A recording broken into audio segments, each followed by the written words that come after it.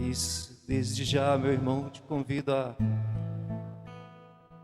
deixar o seu coração aberto.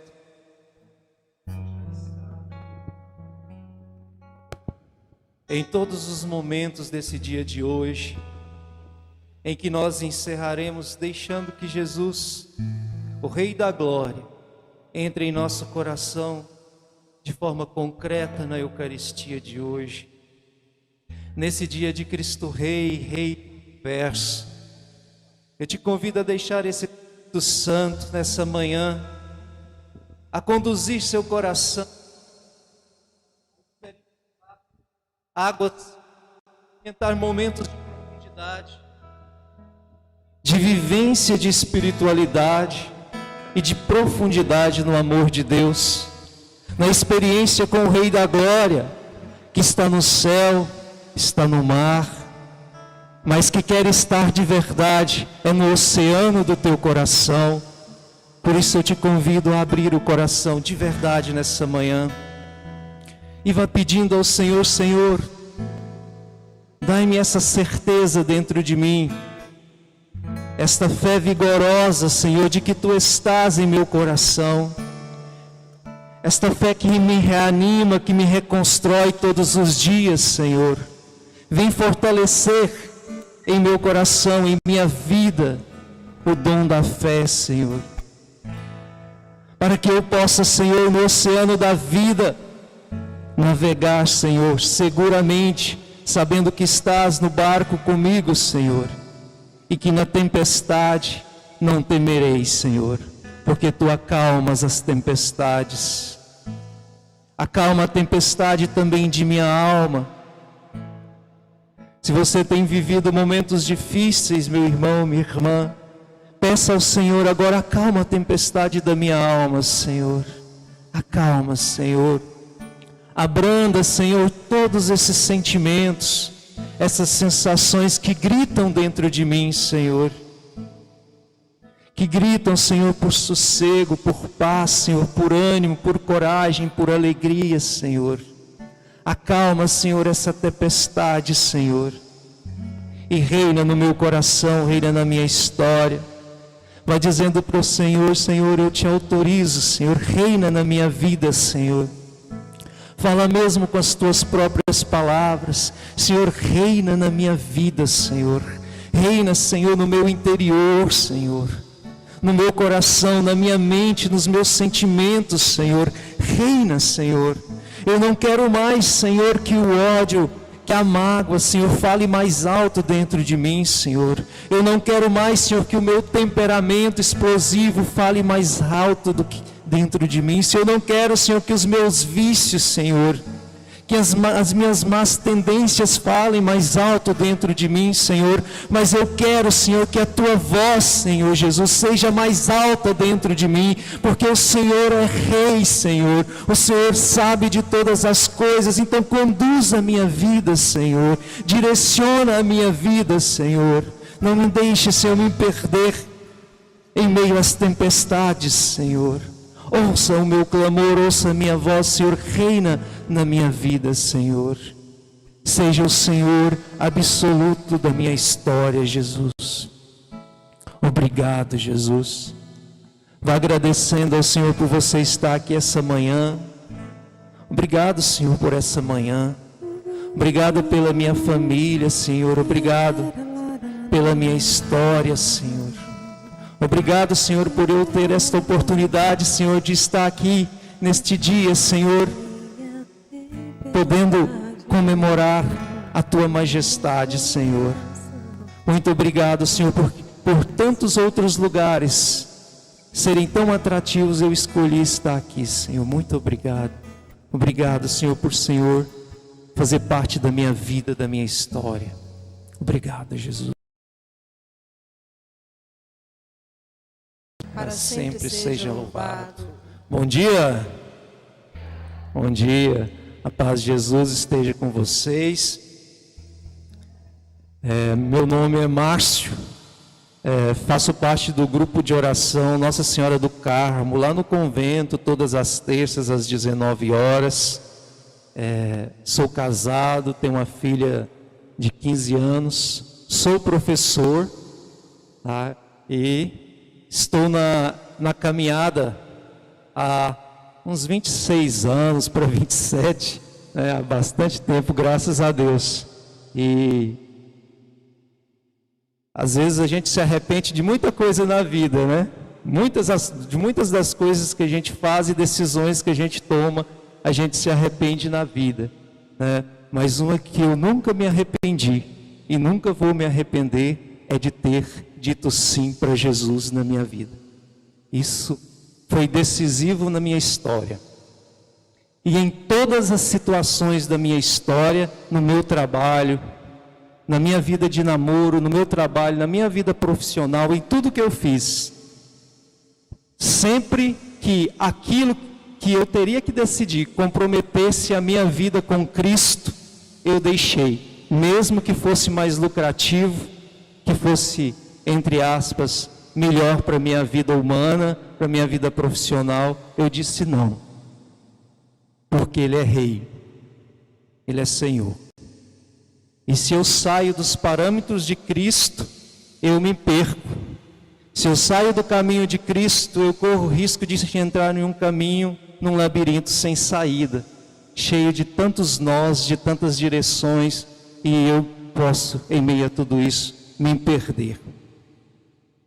Então, irmãos, para a gente começar, né, a meditar um pouquinho sobre esse dia de hoje, né, o dia de Cristo Rei, uma festa maravilhosa da Igreja Católica que encerra o ano litúrgico do tempo comum e dá início a outro tempo litúrgico, que é o tempo do Advento, né, o tempo da espera. Então eu declaro Cristo Rei para receber Cristo Rei na minha vida e no meu coração. Então é o dia de fecharmos com chave de ouro o ano litúrgico e abrir a nossa manjedoura do nosso coração para receber o Rei da Glória dentro dela. Então é uma data muito bonita, muito especial. E Isaías, lá no capítulo 9, no versículo 5, ele diz assim: porque um menino nos nasceu, um filho nos foi dado, a soberania repousa sobre seus ombros, a soberania repousa sobre seus ombros.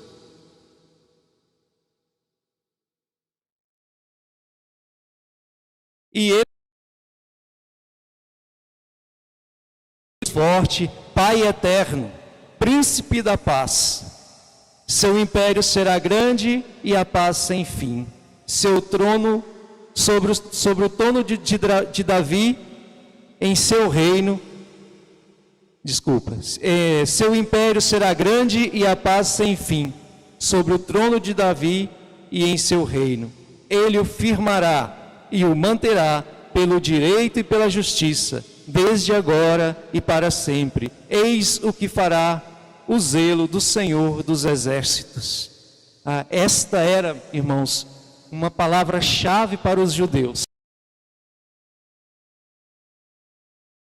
Glória, de justiça, né, de paz humano entre os homens, né, um rei com mão forte, né, com a destra forte, com um cetro poderoso, que iria impor a paz a todo custo, que iria levar o povo de Israel ao maior dos renomes entre todos os povos, né? Só que Jesus não foi esse Rei da glória dos judeus, esse Rei poderoso nos modelos humanos, né? Ele foi um Rei que veio para reinar num reino diferente, um reino espiritual, cujo alcance dele é nossa mente e o nosso coração.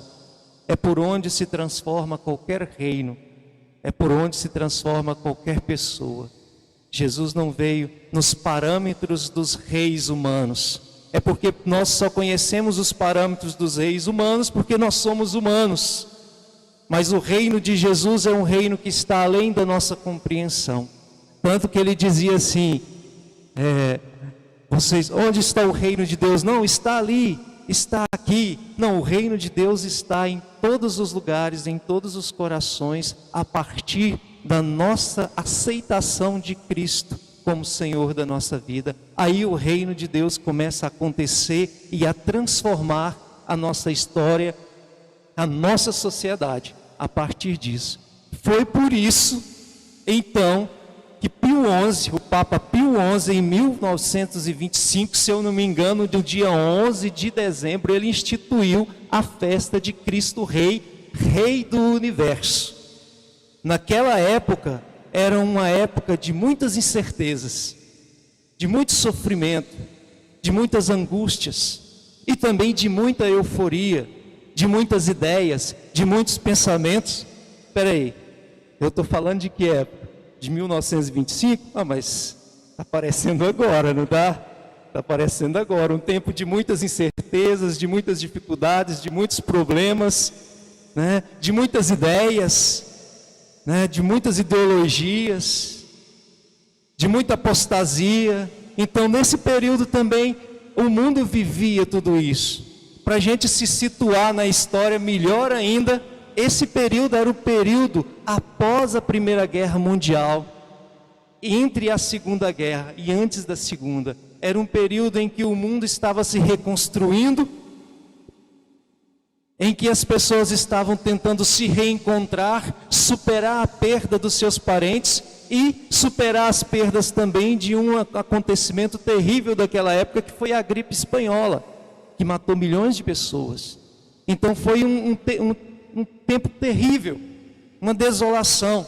Então as pessoas estavam desorientadas. Então o que o Papa Pio XII faz? Ele institui a festa de Cristo Rei do Universo. Ele mostra: ei, não está perdido não, olha para cá, Cristo é o Senhor da nossa vida. Não tem nada perdido, não tem nada acabado, nada acaba aqui, nada se encerra aqui, nada se encerrou lá, continua, tudo continua, a vida é perene e ela é eterna. Então Jesus é o centro da história, nada está fora do controle do soberano, nada está fora do controle de Jesus. E era isso que se pensava na época, e era isso que se pensava e se pensa hoje, que está tudo fora do controle. Aonde o mundo vai parar? Não é isso que a gente fica falando? Como será agora? Como vamos fazer? E essa pandemia, e tudo isso que está acontecendo, e essa apostasia, cadê a fé do povo? Onde está? Meus irmãos, aquieta o seu coração, acalma a sua alma.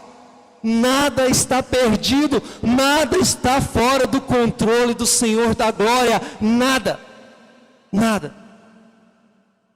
O sucessor de Pio XI, o Pio XII, que vai enfrentar a Segunda Guerra Mundial, antes dele ser papa, alguém chegou para ele e falou assim: cardeal, ele não era o Pio XII, eu esqueci o nome dele. Cardeal, se o senhor fosse papa e amanhã estourasse uma guerra de novo, o que o senhor faria? Ele disse assim: eu levantaria às 4 da manhã, faria as minhas orações, às 7 eu celebraria a missa e comungaria. Ou seja, sem desespero, sem falta de controle. Não, gente, nós temos um Deus, Ele é o Senhor do universo, Ele é o Senhor de tudo que há, e Ele está no controle das coisas. Só que para a minha vida estar sob o controle de Jesus, abaixo do controle de Jesus, para que Ele esteja na direção da minha vida, eu preciso deixar Ele reinar no meu coração. Porque, gente, toda a natureza, tudo que existe do universo é passivo. Tudo que existe no universo está passivo. O que é passivo? Está submetido e não vai reagir à ação de Jesus. Tá? A terra não vai reagir à ação de Jesus. O universo não vai reagir à ação de Jesus. O único lugar da terra e do universo que vai reagir à ação de Jesus é o seu e o meu coração. Porque nós somos feitos à imagem de Deus, imagem e semelhança de Deus, de Jesus, e como Ele nós somos livres. E o único lugar que eu posso impedir de Jesus reinar ou não é o meu coração. O único lugar do universo em que Jesus não pode pôr os pés se eu não deixar é o meu coração. Por isso Ele vai mostrar para a gente Em várias passagens, né, Jesus vai, em Marcos principalmente, né, eu vou falar as passagens e vocês vão lembrar delas, tá? Em Marcos, no capítulo 1, no versículo 24, Jesus, ele vai mostrar que ele tem poder sobre os demônios.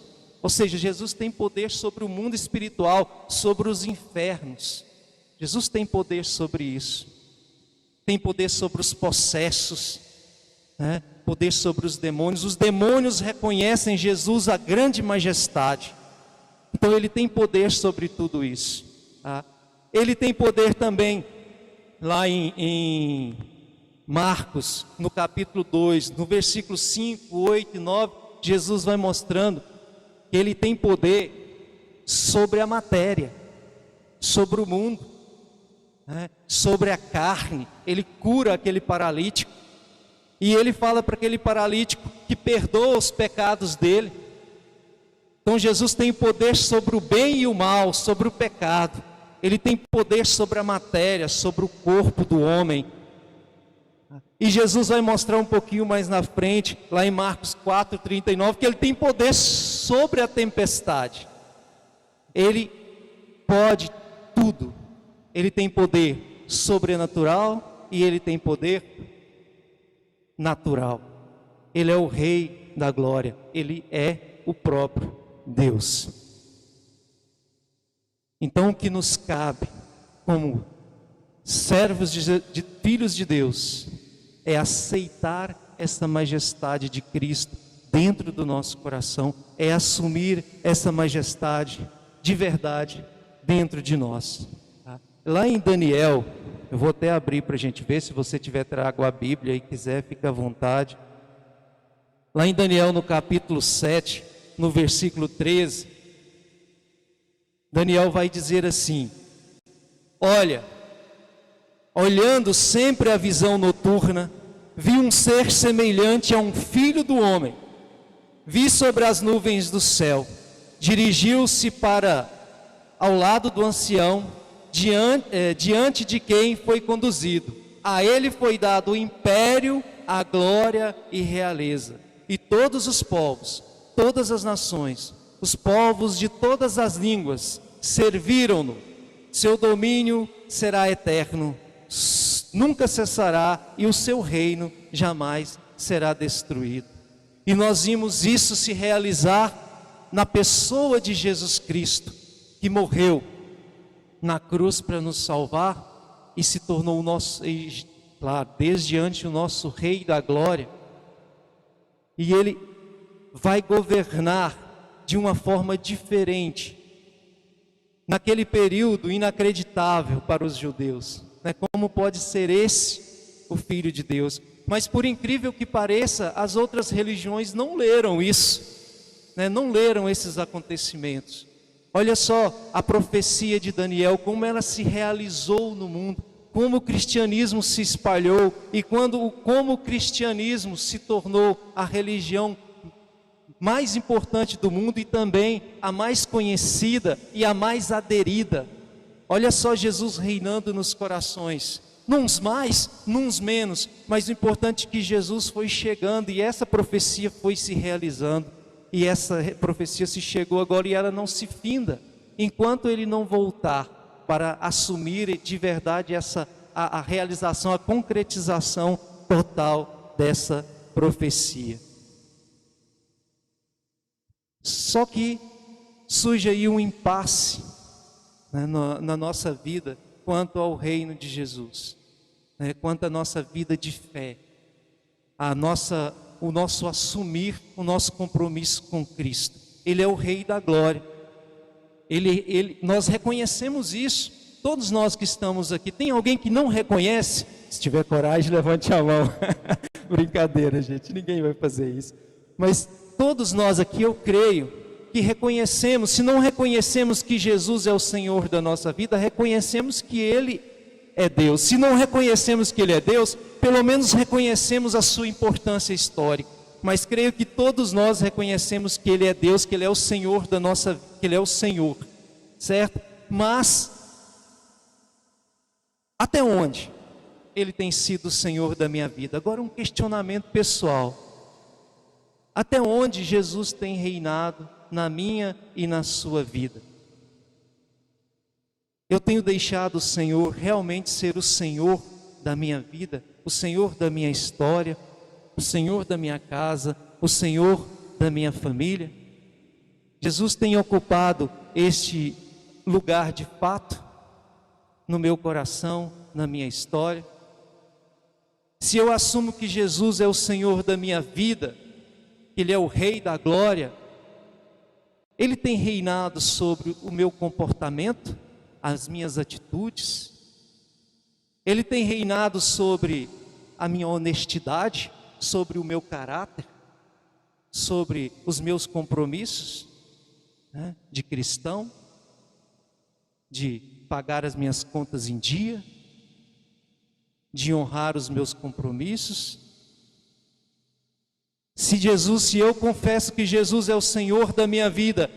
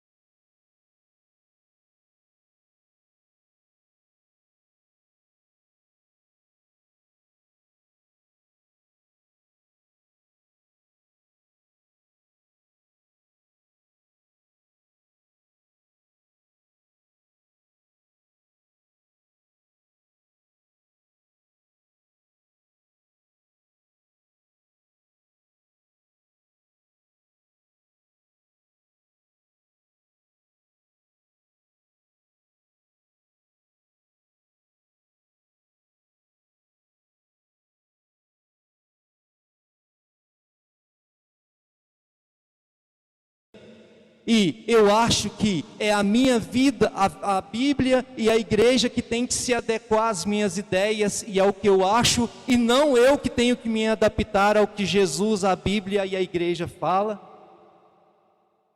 E muitas vezes agimos destas maneiras. Quantas vezes eu me coloco assim, vou usar a minha pessoa, eu me coloco assim, né, generalizando.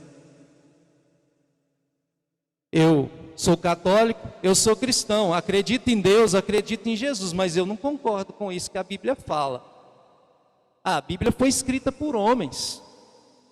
Quantos de nós usamos esses termos? Então há alguma ambiguidade, há algum problema nisso aí, que eu sou cristão, assumi Jesus como Rei da minha vida, mas eu recuso alguns trechos da palavra de Deus, eu recuso algumas coisas da doutrina da Igreja Católica, e eu não aceito isso plenamente na minha vida, porque eu não concordo. Eu sou cristão, eu sou católico, mas eu sou a favor do aborto até as primeiras 4 semanas.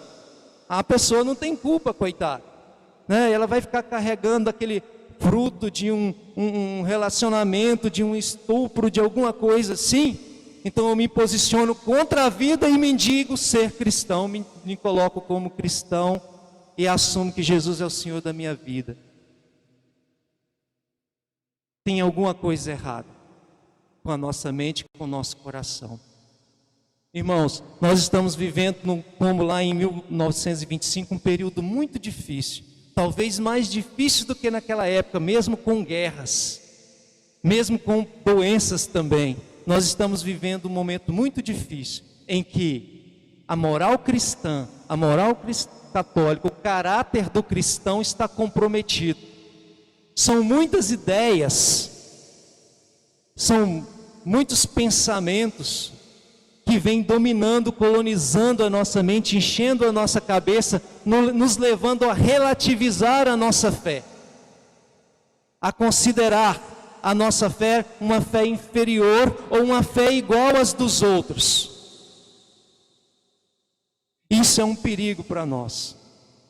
Não é que a nossa fé em Jesus, a nossa fé católica cristã, tem que impor sobre as outras e obrigar as outras a serem como nós. Não é nada disso. Mas a nossa fé, ela é sim superior, porque nós a consideramos a fé verdadeira.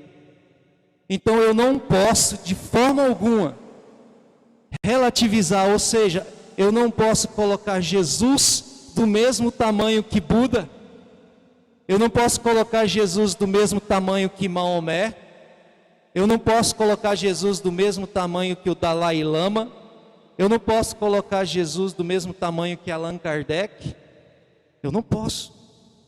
Eu não posso colocar a minha religião católica cristã no mesmo nível que a religião islâmica ou hindu ou budista ou qualquer outra que seja, porque ela não é, se ela é a igreja fundada por Jesus Cristo, fonte mãe da verdade, cuja sua cabeça é Cristo e cujo nós somos os membros, eu não posso. De forma alguma, eu posso até compreender e aceitar que o outro escolha a religião dele e seja da religião que ele quiser. Mas eu não posso aceitar que a nossa fé é só mais uma fé e que Jesus é só mais um profeta e que é só uma opção humana para crer. Não, tem várias, escolhe um, Deus está em todas e Ele vai salvar todo mundo, não importa. Irmãos, não caia nessa. Não caia nessa, tá? Senão, se torna vã esse nosso encontro de hoje. Se torna vã a nossa fé em Cristo, Rei do Universo. Se Ele é o Rei do Universo, mas o outro também é? Como assim? Então nós temos todo o cuidado para não cairmos nessas conversas, nessas ideias que querem relativizar o nosso Jesus. Existe um escritor cristão do século XIX, no início do século XX, chamado Chesterton. Aí ele vai dizer assim, que Jesus foi o único ser humano, divino e humano, o único ser, né, que nasceu, cresceu e que se disse filho de Deus. Nenhum outro, pelo menos nisso, a gente pode concordar nas outras religiões também. Jesus, diferente de todos os outros, tá? Foi o único que se confessou, que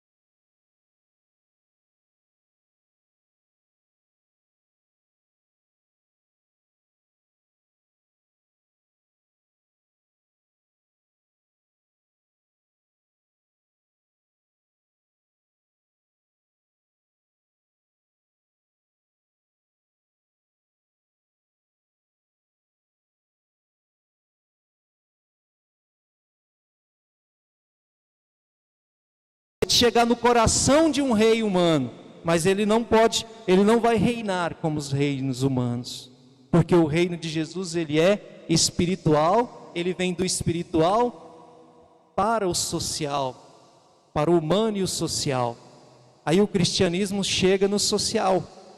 São Leão XIII vai dizer isso, o Papa Leão XIII vai dizer isso, que a dinâmica do reino de Deus é tão grande que ela parte do espiritual para o social, que a partir da mudança dos corações dos homens, os homens passam a se tratar como irmãos, e se tratam como irmãos, eles começam a plantar o reino de Deus entre si. Tá? Isso é muito bonito, isso é muito profundo. Tá? E para a gente aprofundar um pouquinho mais, nós vamos pegar lá em João, no capítulo 14, João 14, e vai dizer assim, só um minuto, João 14. Se me amais, guardareis os meus mandamentos. Aí, isso no versículo 11, depois ele vai dizer lá embaixo.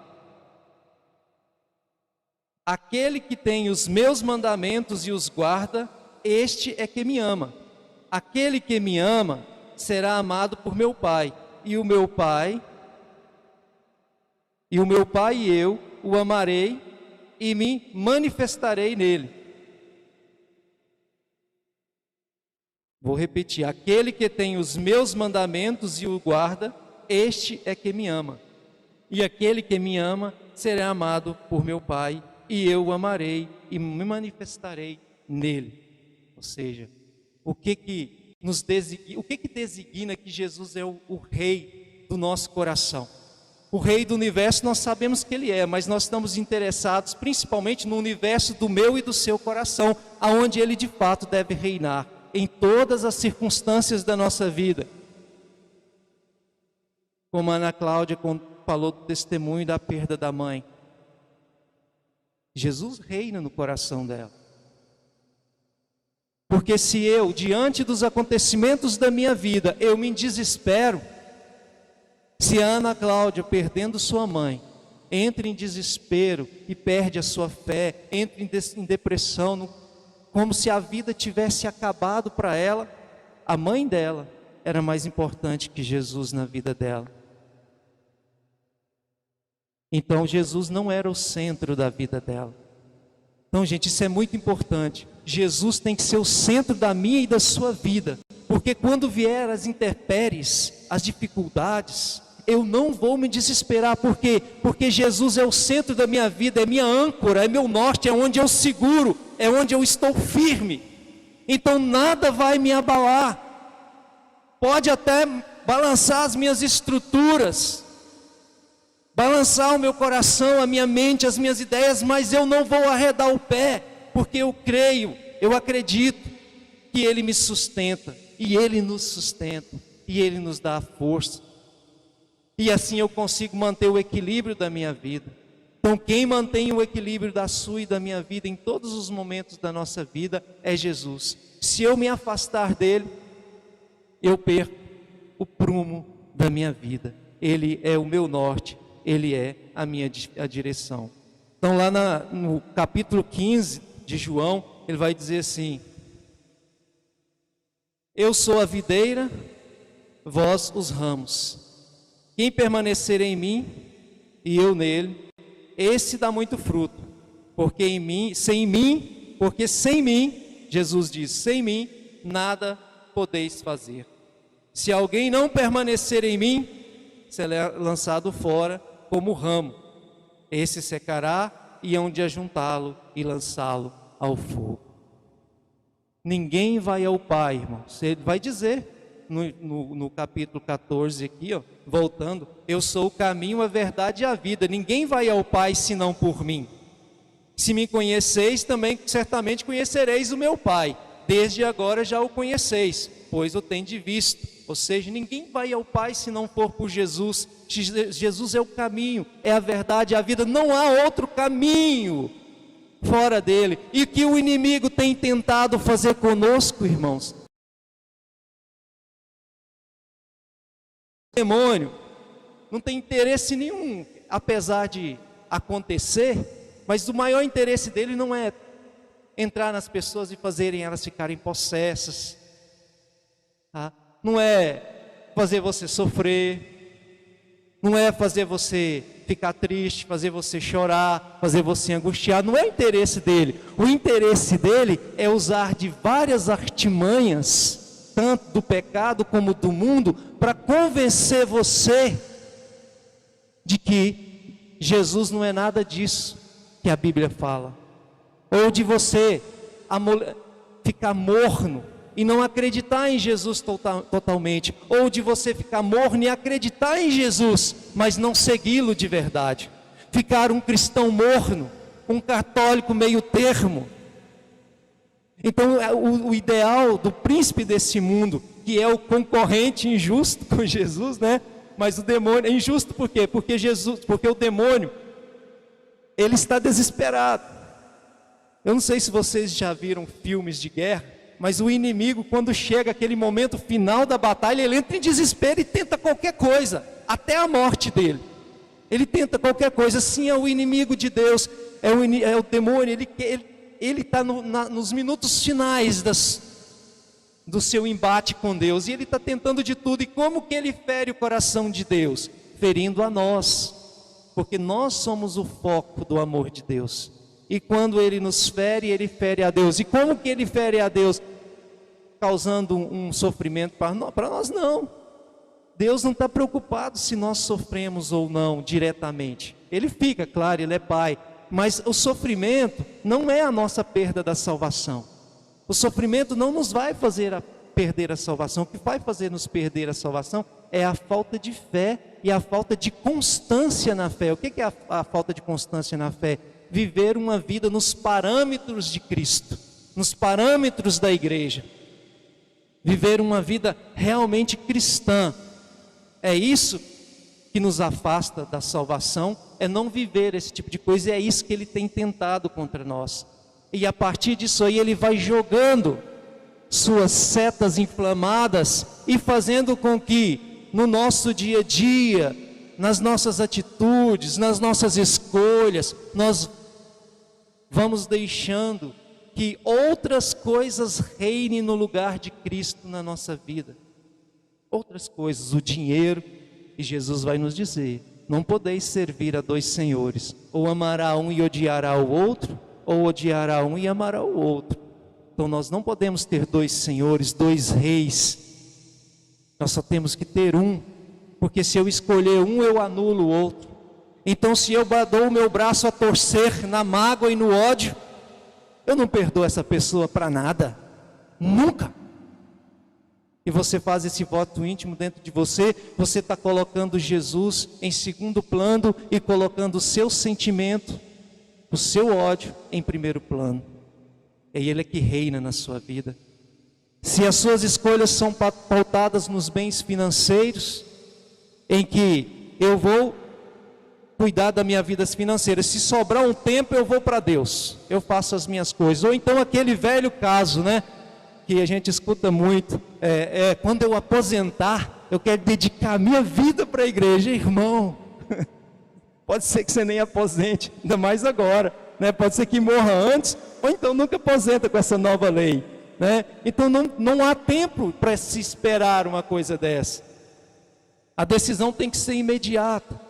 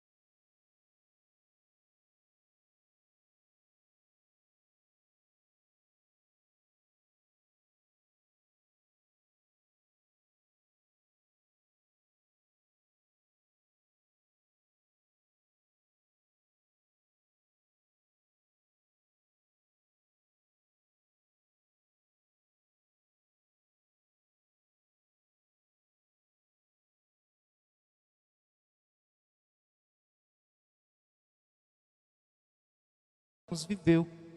Lá em João, no capítulo 3, quando Jesus vai visitar Nicodemos, mas qual foi a conversa de Jesus com Nicodemos? Nicodemos procura Jesus à noite. Nicodemos procura Jesus à noite.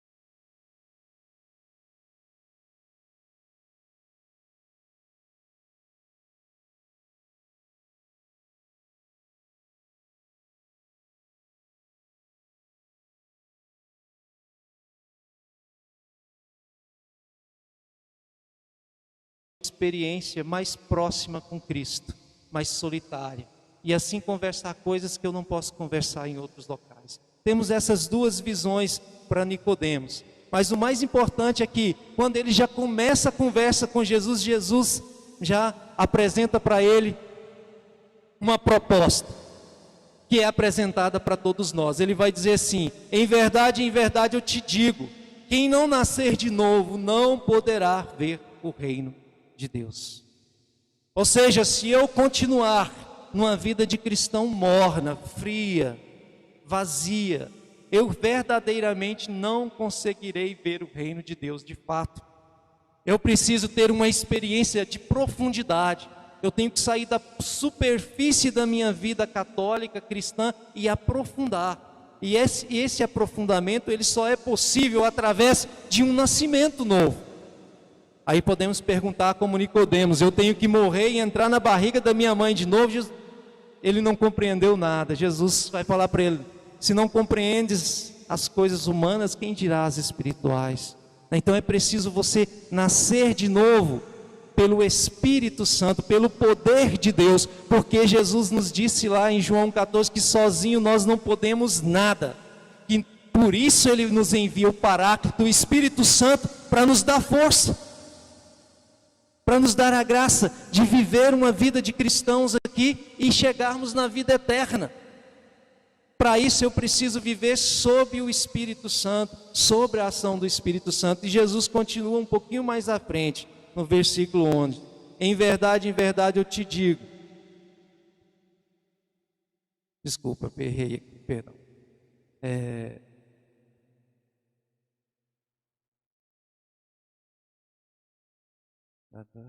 Em verdade eu vos digo, quem não nascer da água e do Espírito não poderá ver o reino dos céus.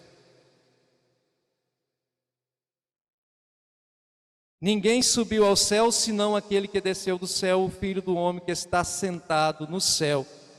Como Moisés levantou a serpente no deserto,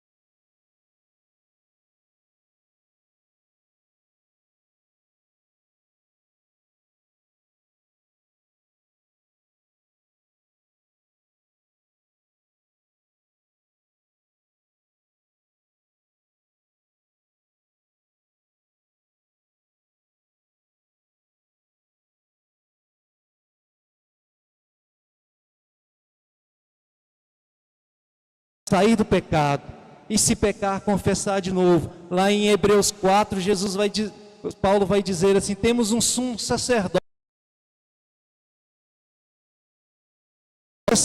alguém que está ao lado de Deus, intercedendo por nós, cuidando de nós. Irmãos, o problema não é o pecado, não é pecar, o problema é continuar no pecado, é permanecer no pecado. Nós temos a igreja que nos acolhe, que nos ama e que cuida de nós. Nós temos os sacramentos da igreja para isso, para eu confessar, para eu não ficar preso no pecado. Nós temos a palavra de Deus para que eu tenha uma luz. Jesus vai dizer: eu sou a luz do mundo. Quem quem me seguir não andará em trevas, porque eu sou a luz do mundo. Então nós temos a igreja, temos a palavra, temos tudo para andarmos dentro do parâmetro. Agora depende da decisão do nosso coração. E nessa certeza, irmãos, de que nós temos um rei, alguém que cuida de nós, alguém que nos dá força, alguém que escolheu por trono a cruz, né? Jesus, os judeus não queriam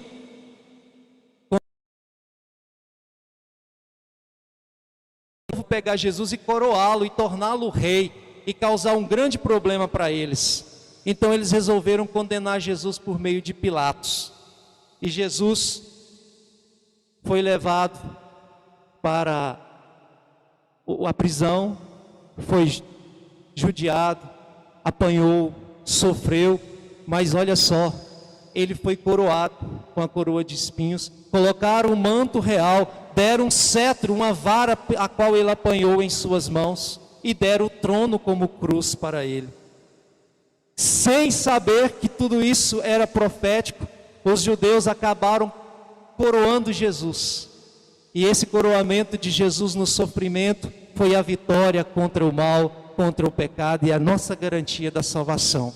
Mas para alcançar a salvação, temos que viver essa experiência do parâmetro de Cristo, de viver uma vida em Cristo, uma vida no Espírito Santo, fora do pecado.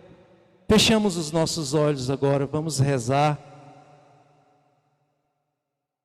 Convido você a fechar mesmo os seus olhos, a fazer essa experiência do reinado de Jesus na sua vida. Você não está só, meu irmão, você não está só, minha irmã. Talvez você se sinta agora perdido, perdida. Talvez você tenha até falado para você mesmo, para você mesma que não tem solução para você. Que a sua vida está acabado, que a sua situação é grave demais. Meu irmão, não tem nada grave demais para Jesus. A conversão é sempre possível, a mudança é sempre possível, a transformação é possível. Porque quem faz a transformação na sua e na minha vida é o Espírito Santo. E Ele sopra aonde Ele quer. E Ele faz do jeito dEle.